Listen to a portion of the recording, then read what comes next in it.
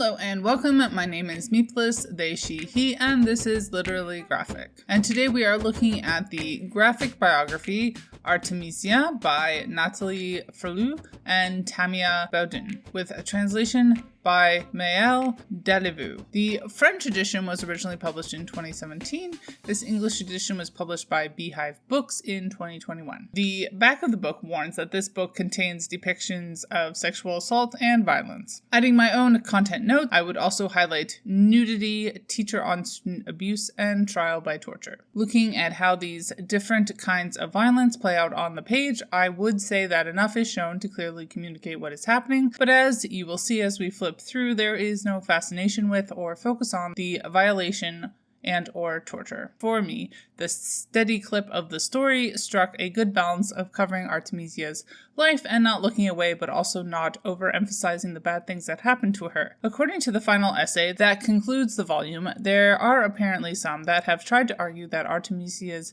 rapist is actually to thank for her more striking paintings, which is certainly a bad take, in my opinion, that I do think that Ferlut does a good job of pushing against. According to the Lambic Comiclopedia, quote, Nathalie Ferlut got her diploma in plastic arts in Nimes and then went to Montpellier, where she got her degree in art history and audiovisual technique. She joined the Comics Atelier in Angoulême and worked in animation for several years. End quote. And bouncing over to their portfolio website, quote, hello there, my name is Tamia Baudouin. I am a French comic book author. I also make illustration, GIF, storyboard, and character design and concept art. End quote. What kinds of keywords came to mind? Reading Artemisia, Baroque, Rome, painters, mission, misogyny, patriarchy, purity, marriage, and an absentee father. The synopsis is, quote, this full-color graphic novel recounts the remarkable story of Artemisia, whose life story is told through the lens of Artemisia's daughter as she questions her mother about their family history. The ensuing tale spans most of the artist's life, beginning with her childhood in Rome in her father's painting studio, to the sexual abuse she experienced at the hands of a tutor, and the arduous trial that followed, as well as the highlights of her prolific career in which she received commissions from clients as powerful as the Medici and the English royal family, and became the first woman admitted to the prestigious Academy of Arts in Florence.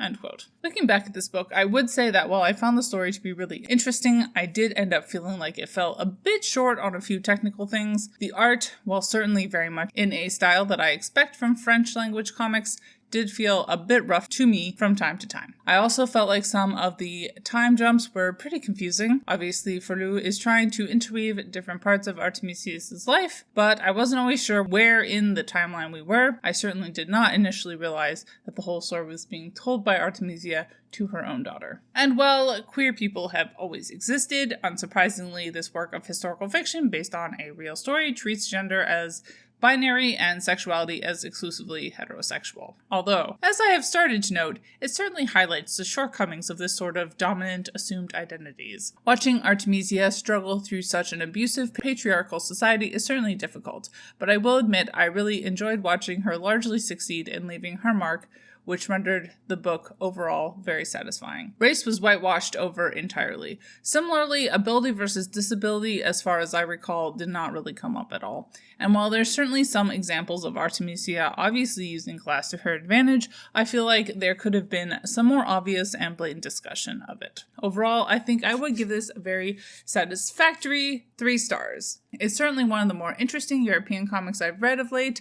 I will certainly look for more translated work from Ferlut. Bye, y'all. Keep reading and organize to end capitalist oppression. And Literally Graphic is created on land that should be given back to the traditional landholders, which in this case is, to my knowledge, the Mississaugas of the Credit First Nation, Anishinaabe people, the Haudenosaunee Confederacy, and the Huron-Wendat Nation.